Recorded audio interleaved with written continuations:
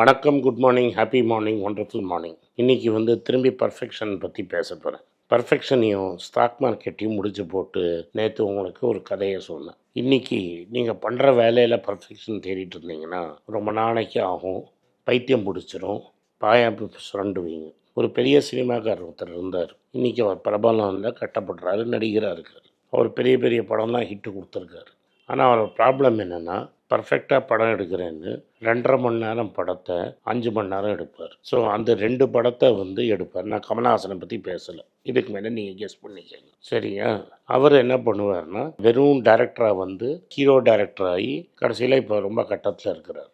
இது என்ன பண்ணுவார்னா, எல்லா படத்தையும் அவர் 5 ஹவர் 6 ஹவர் ஷூட் பண்ணுவார். 5 ஹவர் 6 ஹவர் ஷூட் பண்ணுறதுனால அந்த படத்தை எடிட் பண்ணி கொண்டு வரதுக்கு டைம் ஆகும். இது என்கிட்ட ஏவிஎம் சொன்னார். ஒரு 2.5 மணி நேரம் படம் எடுக்கிறேன் தம்பி அப்படின்னா 3 ஹவர் தான் ஷூட் பண்ணணும், பட்ஜெட் போட்டு கொடுக்கணும். எஸ்பி முத்துராமன் கரெக்டாக எவ்வளோ கலெக்ஷன் ஆகும்னு வச்சு தான் படம் எடுப்பார். 80,000-90,000 கொடுங்க, அந்த காலத்தை சொல்கிறேன். 80,000-90,000 கொடுங்க சார், நான் கரெக்டாக 2 சீன் வச்சு எடுத்துருவேன் அப்படின்ட்டு அந்த மரட்டுக்காலையில் ரஜினிகாந்த் போடுற ஃபைட்டியை எவ்வளோ கம்மியாக எடுத்தார்னு என்கிட்ட சொன்னார். ஸோ அவர் பர்ஃபெக்டாக எடுக்கணும், கலைக்காக படம் எடுக்கணும்னு தான் எடுக்கலை. படங்கிறது கடைசியில் பிஸ்னஸ். ப்ரொடியூசர்னு ஒருத்தன் காசு போட்டிருக்கிறான், நீங்கள் அதை திரும்பி காசாக கொடுக்கணும்.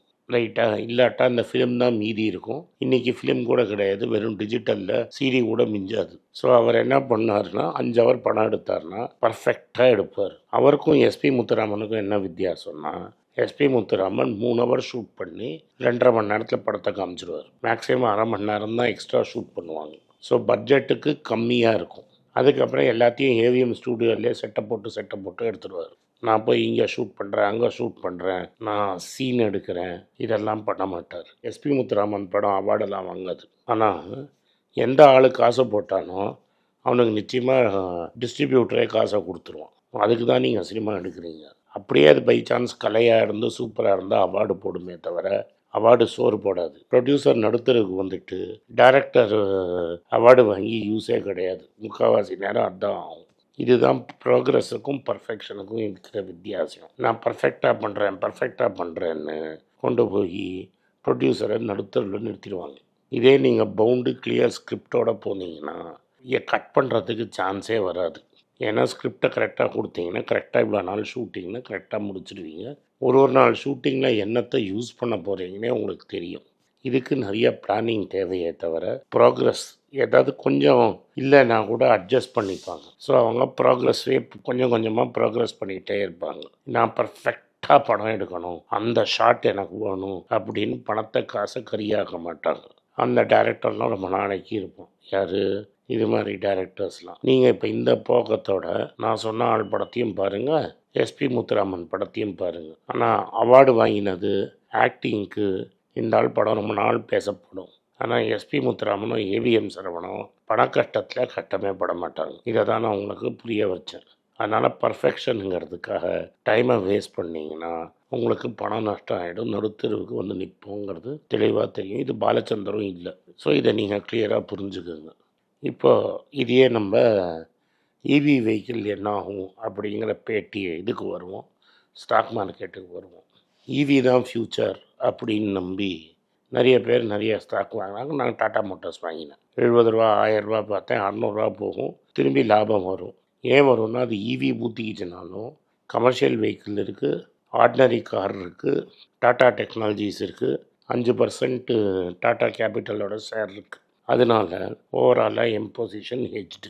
பஜாஜ் வாங்கி வச்சுருக்கிறேன், ஹீரோ வாங்கி வச்சுருக்கிறேன், ஹீரோ மூலமாக ஏத்தர் வாங்கி வச்சுருக்கிறேன். என்றைக்காவது கரெக்டாச்சுன்னா டிவிஎஸில் கை போட்டுப்பேன். இதுதான் என்னோடய பொசிஷனு. எக்ஸைடு ரொம்ப சீப்பாக வாங்கிட்டோம், அமர் ராஜாவையும் வாங்கிட்டோம். இதுக்கு மேலே நம்ம பெருசாக பெட் எடுக்கலை. அதே சமயத்தில் இவி புட்டுக்குச்சுன்னு வைங்க, டிலே ஆகிடுச்சின்னு வைங்க, இன்டர்நேஷ்னல் மார்க்கெட்டில் 2.5 வருஷமாக நம்ம டொயோட்டா வாங்கிட்டே இருக்கோம் ரெகுலராக. நம்ம இனிஷியலாக வாங்கினதுலேருந்து டொயோட்டா இன்றைக்கி 2 மடங்கு ஆகிடுச்சு. டொயோட்டா என்ன பண்ணுறான்னா, இந்த பர்ஃபெக்டாக இவி கார் தான் பண்ணணும்னு பண்ணாமல் மெதுவாக காரை நகர்த்திக்கிட்டே போகிறான். ஃபஸ்ட்டு அவன் என்ன பண்ணான்னா, அவன் தான் ஹைப்ரிட் டெக்னாலஜியை ரொம்ப பாப்புலரைஸ் பண்ணான். நீங்கள் மாருதியில் 5% சுசுகி பேரண்ட் கம்பெனியில் பிக்கஸ்ட் ஷேர் ஹோல்டரில் டொயோட்டா இருக்கான். இந்த ஹைப்ரிட் டெக்னாலஜி அங்கேருந்து தான் வந்தது. அதே மாதிரி மெதுவாக அவனோட எல்லா கார்லேயும் ஹைப்ரிட்டை கொண்டு வந்துட்டான். 2030க்குள்ளே இந்த பியூர் பெட்ரோலோ பியூர் டீசல் கார் இருக்காது அப்படின்னு தெளிவாக சொல்லிட்டான். அப்படின்னா பண்ணுற கார் எல்லாமே எய்தர் ஹைப்ரிட்டாக இருக்கும் இல்லாட்டா எலக்ட்ரிக்காக இருக்கும்ட்டான். ஸோ இவன் ப்ரோக்ரஸை நோக்கி போகிறான். பர்ஃபெக்டாக நான் எலக்ட்ரிக் கார் தான் பண்ணுவேன், 0-100 சுச்சுவேஷன் கிடையாது. இவன் கொஞ்சம் கொஞ்சமாக ஸ்டெப்பாக போய் அதை அப்படியே ஃபுல்லாக கவர் பண்ணிடுவோம். இப்போது இன்னொருத்தன் இருக்கிறான் பிவைடின்னு. அவன் என்ன பண்ணான், அவன்கிட்டையும் ஹைப்ரிட் டெக்னாலஜி இருக்குது. அவனே டொயோட்டாக்கும் கார் பண்ணுறான். அவன் என்ன பண்ணிட்டு செல்ஃபோனுக்கு பார்ட்ஸ் பண்ண ஆரம்பித்து பேட்ரியில் ஸ்பெஷலிஸ்ட் ஆகி பேட்ரியிலேருந்து காருக்கு வந்து மற்ற நிறைய கன்ஸ்ட்ரக்ஷனுக்கு மற்ற எல்லா ப்ராடக்ட்ஸும் பண்ணுறான். நீங்கள் அவனை படிச்சிங்கன்னா தலையை சுற்றி கீழே விழுந்துருவீங்க. ஒரு 6 வருஷத்துக்கு முன்னாடி முதல் வாட்டி தொட்டேன். ஏன்னா மங்கர் அதை தொட்டான். மங்கர் வந்து அது லீலு மூலமாக தொட்டான். ஸோ இதுதான் நம்மளுக்கு ஒரு எடுத்துக்காட்டு. இது ரெண்டும் ஒரு பெட்டு. ஆனால் டெஸ்லாவை ஏன் தொடலைன்னா டெஸ்லா ஓவர் ப்ரைஸ்டு, காரும் ஓவர் ப்ரைஸ்டு. இன்றைக்கே வந்து சேல்ஸு 50% இறங்கிடுச்சு யூரோப்பில். சைனாலேயும் சேல்ஸ் குறைஞ்சிச்சுன்னா பிவைடி அடித்து தூக்கிட்டான். இப்போ பிவைடி என்ன சொல்கிறான்னா 5 நிமிஷத்தில் சார்ஜ் பண்ணுற அளவுக்கு கார் வந்துருச்சுங்கிறோம். ஸோ நம்மகிட்ட வந்து ஒரு சரௌண்டிங் டெக்னிக் யூஸ் பண்ணி எல்லா சைட்லேயும் நம்ம ஹெட்ஜை வச்சுருக்கிறோம். ஸோ அந்த டெக்னாலஜி கரெக்டாக அடாப்ட் ஆகிற சமயத்தில் சக்ஸஸ்ஃபுல்லான காரு சீப்பாக நம்மகிட்ட மாட்டியிருக்கோம். இப்படி பண்ணலாம். இல்லாட்டா பஃபெட் ஒரு கேள்விக்கு பதில் சொன்னோம். இது மாதிரி எல்லாரும் பர்ஃபெக்ஷனை நோக்கி போகும்போது எந்த கார் கம்பெனி சக்ஸஸ் ஆகும்னு அமெரிக்காவில் தெரியல. 400 கம்பெனி இருந்தது.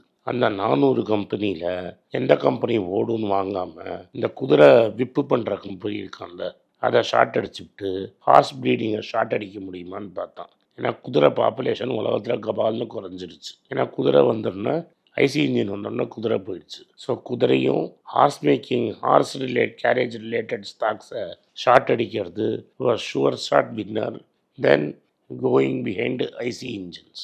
அதனால் ஏதாவது ஒரு கம்பெனி ஒன்லி ஐசி தான் பண்ணுறேன்னு சொன்னான்னா அவனையும் ஆயில் கம்பெனியை ஷார்ட் அடிக்கிறதோ பெட்டர்.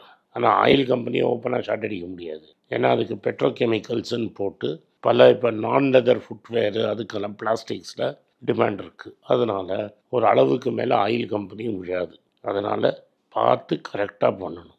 அதனால் எடுத்தேன்னு கொடுத்தேன்னு ஃபுல்லாக போய் மாட்டினோன்னா நீங்களும் எழுந்துக்க மாட்டீங்க, நானும் எழுந்துக்க மாட்டேன். இப்போ டொயோட்டாவோட மிடில் பாத்து கரெக்டு. இந்த 1 வருஷத்துக்கு முன்னாடி அந்த மிடில் பாத் தப்புன்னு தோணிட்டு, ஏன்னா குயிக்காக எலக்ட்ரிக் அடாப்ட் ஆகிடும்னு நினச்சோம். ஆனால் இப்போ போகிறத பார்த்தா 2030 வரைக்கும் எலக்ட்ரிக் வராது. ஏன்னா இப்போ டாட்டாவே 5 நிமிஷத்தில் சார்ஜ் பண்ணுற பேட்டரியை வாங்கிட்டானா இத்தனை நாள் கார் வாங்கினவன் தான் விரல் சுப்பு. ஏன்னா அவன் 10 லட்ச ரூபா கொடுத்து 2 மணி நேரம் சார்ஜ் பண்ணுற பேட்டரி வச்சுருப்பான். அவனுக்கு 400 கிலோமீட்டர் ஓடும், 5 நிமிஷத்தில் பேட்டரி சார்ஜ் ஆகுமா, அவன் ஐயோ அம்மான்னு வயிற்றில் அடிச்சுப்பான். அதனால் ப்ராக்ரஸ் தான் முக்கியமே தவிர பர்ஃபெக்டாக பண்ணிங்கன்னா காணாமல் போயிடுவீங்க. இந்த கதையெல்லாம் பர்ஃபெக்ஷனை நோக்கி போகாதீங்க, டெய்லி கொஞ்சம் கொஞ்சம் ப்ராக்ரஸ் பண்ணுங்கங்கிறதுக்காக சொன்னேன். இந்த வீடியோ உங்களுக்கு பிடிச்சிருந்தனா வீடியோவை லைக் பண்ணுங்கள், எங்கள் சேனலை சப்ஸ்கிரைப் பண்ணுங்கள், பெல் நோட்டிஃபிகேஷன் தட்டுங்க. இந்த வீடியோவை முடிஞ்சால் உங்கள் சொந்தக்காரங்களுக்கும் ஃப்ரெண்ட்ஸுக்கும் அனுப்புங்க. நன்றி, வணக்கம். உங்கள் பேராதரவுக்கு மிக்க நன்றி. நான் டோட்டலாக 5 புஸ்தகங்கள் எழுதியிருக்கிறேன். 3 வந்து ஆங்கிலத்தில் எழுதியிருக்கிறேன். அதில் 2 தமிழாக மொழிபெயர்த்துருக்காங்க.